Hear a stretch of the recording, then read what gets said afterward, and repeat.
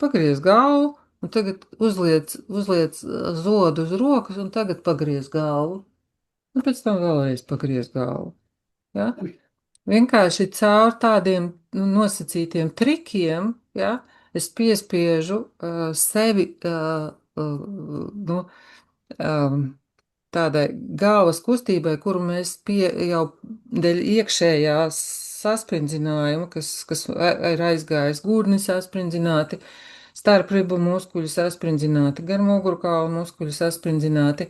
Mēs netaisām kustību ar visu ķermeni, mēs nesākam viņu no gurniem. Ja? Un tad, kad es uzlieku zodu uz rokas un tagad pagriežu galvu, bet pilnībā atstāju kaklu atbrīvoju, ja? Un tad es sajūtu, lai es to izdarītu, man taču patiesībā ribas ir jākustina, man tā gurnī ir jākustina, man kājas kustās, lai es vienkārši pagrieztu galvu. Ja?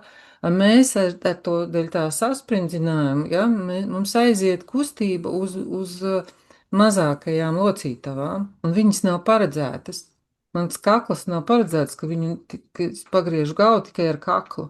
Man ir jāgriež ar ķermeni visu pusi no kustībām, lai pastītos, kas man aiz muguras notiek. Es izdaru ar ķermeni visu un nepārslogoju kaklu.